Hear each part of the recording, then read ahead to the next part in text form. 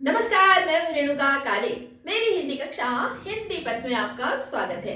Channel पर अगर आप नए हैं तो इसे सब्सक्राइब कर लीजिएगा, बेल आइकॉन प्रेस कर दीजिएगा ताकि आपके मतलब की कक्षाएं यूं ही आपको मिलती रहें।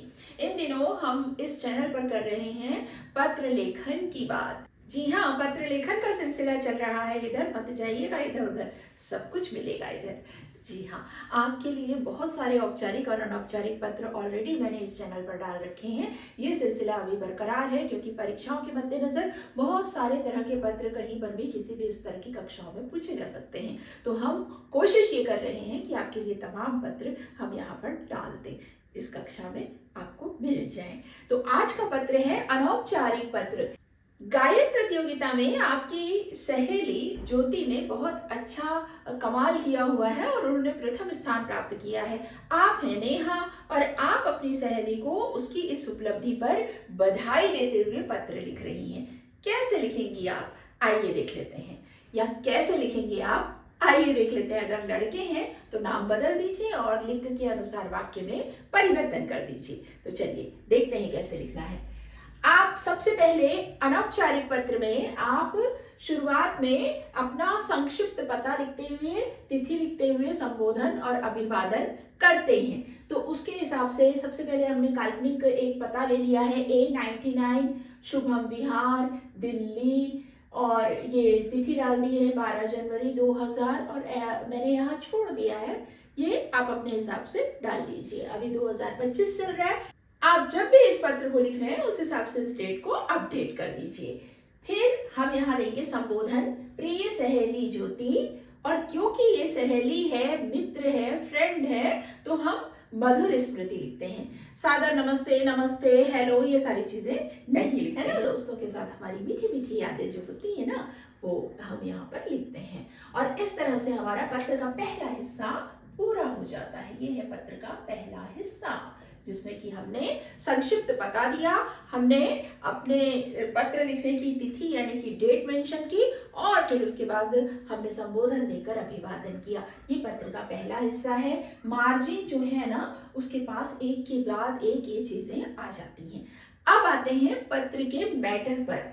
आपका पत्र जिस कारण से लिखा जा रहा है, मैटर, उसमें आप अपने मैटर में उन बातों को समाहित करते हैं। तो देखिए, आपका कारण क्या है कि आपकी सहेली ज्योति ने गायन प्रतियोगिता में प्रथम स्थान प्राप्त किया और आप उसे बधाई दे रहे हैं। तो कैसे लिखेंगे? तुम्हारा पत्र मिला, तुमने विस्तार से बताया कि भोपाल में आयोजित क्षेत्रीय गायन प्रतियोगिता में तुमने प्रथम स्थान प्राप्त किया है। तुम शुरू से ही अच्छा गाती हो और तुम्हारी आवाज भी बहुत मीठी है। विभिन्न चरणों को पार करते हुए इस प्रतियोगिता में विजेता बनना मामूली बात नहीं है। मुझे तुम पर गर्व है। ऐसे ही गायन कला को निखारते रहना, निरंतर अभ्यास जारी रखना। एक दिन तुम गायन में सफलता की ऊंचाइयां हासिल करोगी। तुम्हें हार्दिक शुभकामनाएं, बधाई। मेरी ओर से लिखना भूल गई हूँ भाई, यहाँ पे से लिख लेते हैं। मेरी ओर से अपने माता पिता को प्रणाम कहना। बंटी को स्नेह, तुम्हारे उज्जवल भविष्य की कामना के साथ, तुम्हारी सखी नेहा। तो देखा आपने, इस तरह से हमने पत्र का दूसरा हिस्सा जो यहाँ से यहाँ तक आ गया, ये दूसरा हिस्सा है जहां पर हमने मैटर लिखा। जिस रीजन से, जिस कारण से हम पत्र लिख रहे हैं, वो सभी बातें समाहित करते हुए हमने पत्र का मैटर लिख दिया।